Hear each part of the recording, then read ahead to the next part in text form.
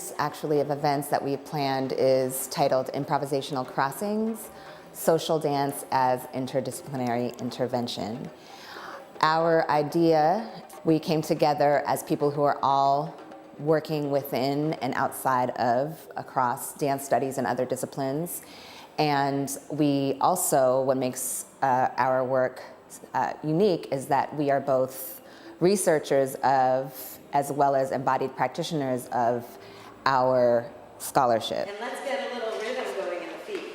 We're going to do step, step, step, step, step, step. Good. In dance studies as a field, there is an interest in practices research and research that is informed by practice.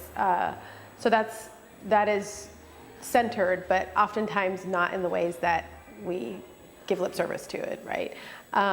And so we really we were selective in who we brought, thinking about scholars that actually have a practice. We brought some amazing dancing scholars. We include Marta, Savigliano, Kareem Khubchandani, Jasmine Johnson, and we are, joining Juliet McMains, Naomi, Macalalad, Bragin, and myself. So the first day of the event we had at the University of Washington, and today we are at Washington Hall, which is a beautiful historic space for communities of color. And it was really important for us to take the academy out of the academy into the community, and to bring the community also into the academy, and to sort of break down ideas about the ivory tower, and that this thinking of a certain kind only goes on with people who write books and sit at the university, right? We're doing thinking with our bodies here right now in community.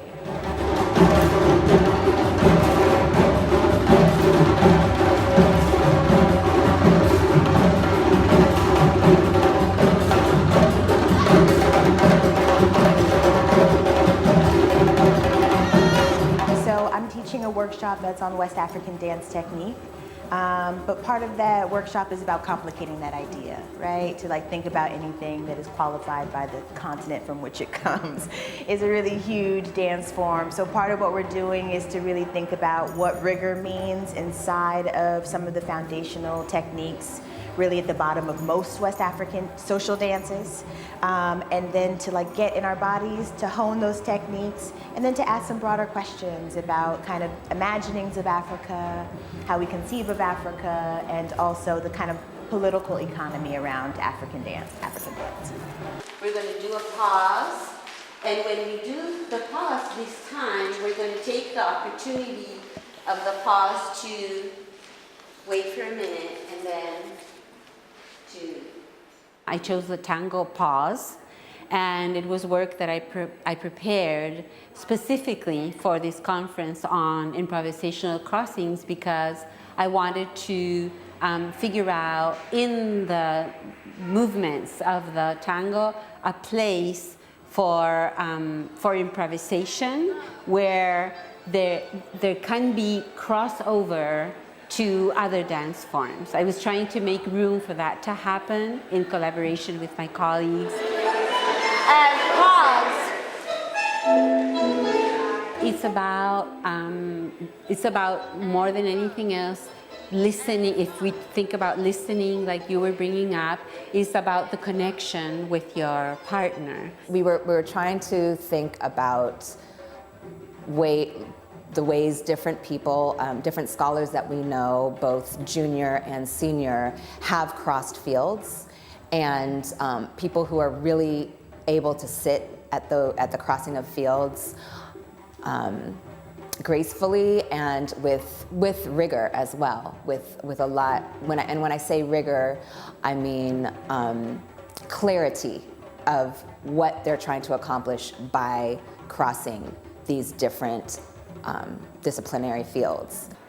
I mean, listening, watching, being with an audience is really important. As a performer, as someone who's performs in nightclubs that are highly sensorial spaces that smell and taste and sight and sound. So I think listening is a great metaphor, but I think my body is attending to a lot of things in order to perform.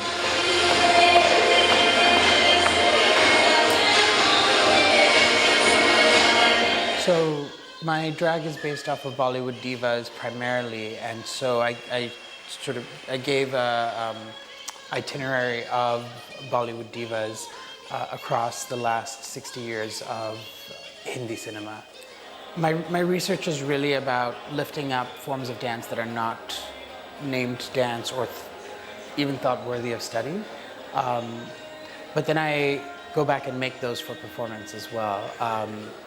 So it often feels like bad dance, and I'm very okay with calling it that. That it's messy and improvised, and there are lots of people who do it.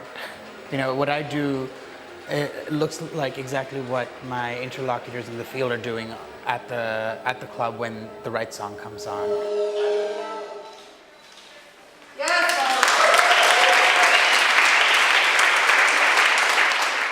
We were specifically thinking about our dance practices as social practices. So in other words, how are our practices always in conversation with community, and how do our practices arise from community, as well as acknowledging that community is something that we always have to work to accomplish. It's not just an easy thing to create.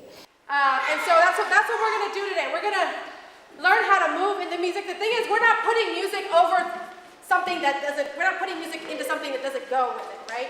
Because otherwise it's not gonna feel right, and you're gonna know, because you're gonna be like, and you're like, wait, that didn't sound right. Like we're not connecting. So we wanna learn how to be in the music. We wanna learn how to be in the music before we can try to like say something, okay? My interest in general, and also in this event, is to get us to think about how it is we relate through dancing, and actually how dancing makes up a really important aspect of the ways we come into community together, the ways that we are responsible to each other.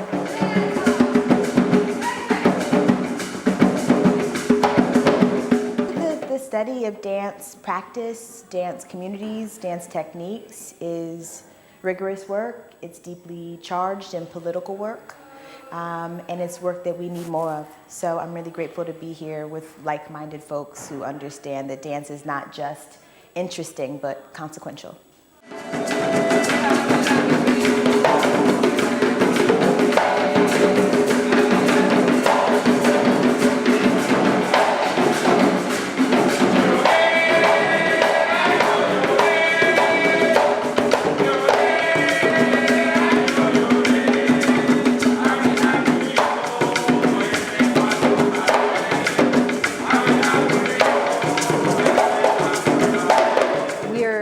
Of that word interdisciplinary as much broader than just crossing disciplines within the academy.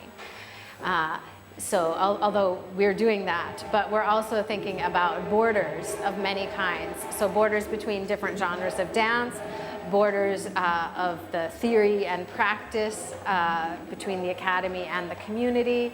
And we're hoping to inspire through this event crossings of people and ideas across all of those borders, and also some questioning about what is invoked when these borders are crossed.